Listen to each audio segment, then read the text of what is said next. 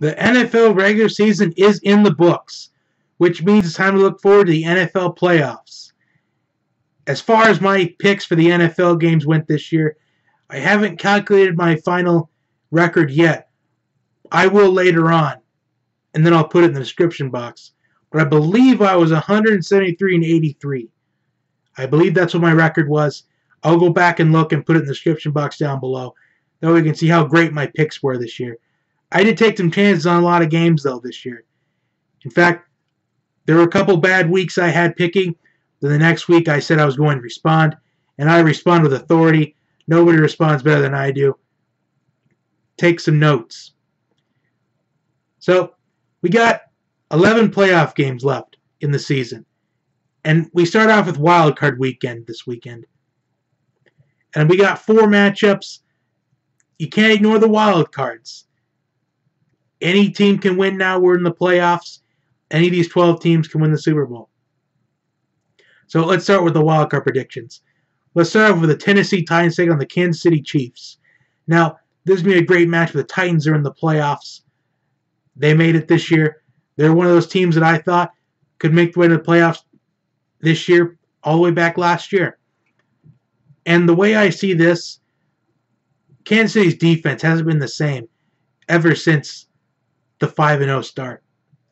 In fact, they showed some flashes of early in the season starting at 5-0. Then they kind of collapsed a little bit. It's been a roller coaster season for Kansas City. But Kansas City is playing hot. In fact, there was a comment. Let me just take a look at this real quick. Because there was a comment that was left. I believe it was today.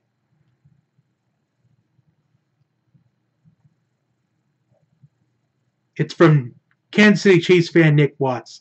And he writes, 142 decibels is the loudest stadium in the world. And there's no love for the hottest team going into the playoffs.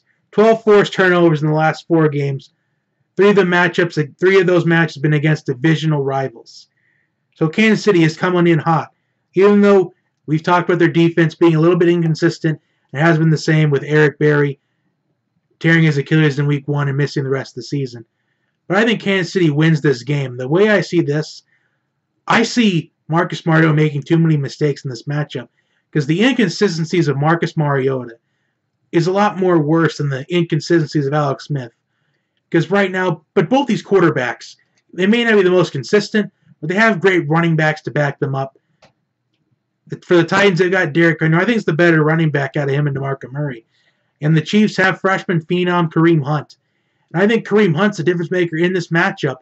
I like the Chiefs to pick up. I think it's going to be a low-scoring victory. I like them to pick up a 17-13 victory. I think we're going to see, I think both offense will struggle to score for most of the game. But I think in the second half, we're going to see the scoring take place there. I think the Chiefs pick up a 17-13 victory. I think it should be that low scoring. Next, we have the Los Angeles Rams versus the Atlanta Falcons.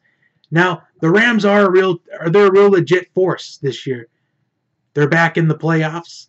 Sean McVay did a really good job coaching up these Rams this year. Todd Gurley won so many fantasy football championships. None for me, unfortunately. But still, Todd Gurley was, I think he should be in the MVP race, at least, along with Tom Brady.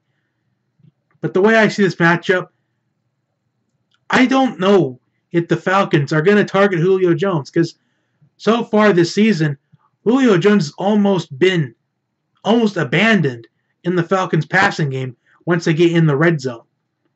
I think the Falcons will move the ball pretty well, but once they get into that red zone, are they going to know Julio Jones is still on the team? Both these teams have great running backs. Todd Gurley for the Rams, Devontae Freeman for the Falcons. I see this game being high scoring. But the question is, can the Falcons defense keep Atlanta in the game? Because I see 2016 Falcons vibes in this 2017 Rams team. And you would expect to pick the Rams offense to win this game. But the way I see it, can the Falcons defense keep in the game? I think they've even the game for most of the way. Because remember, the Falcons may not have the record to show it, but they've been competitive in a lot of games this year. But their offense just looked really weak against New England. Even though their defense held Tom Brady at that time a season low in passing yards. I see this Falcons defense doing pretty well in this game because they're just coming off in what, in my opinion, is their best game of the season. The Falcons are. I think we're going to see a close. I think we're going to see a close game, high scoring. But I think the Rams pick a 41-35 victory. Moving on to the next wild card matchup, we got the Jacksonville Jaguars and the Buffalo Bills. The Buffalo Bills are in the playoffs for the first time in this millennium. The Jacksonville Jaguars are back in the playoffs. And unfortunately, I've been really hard on the Jaguars this season. And by that, I mean that I've just completely I've kind of just downplayed Jacksonville all season long by saying that they'll come back to reality eventually. They'll come back to reality eventually. One-hit wonders. And honestly, they will come back to reality. But not this week. I think Jacksonville wins the blowout matchup of the week. I think Jacksonville wins this by at least 14 points. I just can't see Tyrod Taylor making the plays on the road in what's going to be a hostile environment in Jacksonville, especially with how good that defense has been all season long. I see Jacksonville winning this matchup at least by 14. So I think Buffalo gets some points on the board, but I think Jacksonville wins the blowout game of the week, the unwatchable game of the week, at least the unwatchable game of the week, at least a game you don't want to watch ever again. They'll win that type of game this week, 24-10. And finally, we get what I think is the best wildcard matchup of the week. The New Orleans Saints taking on the Carolina Panthers, two NFC South rivals going at it. And in my playoff power rankings, I'm going to put the link of that in the description box down below.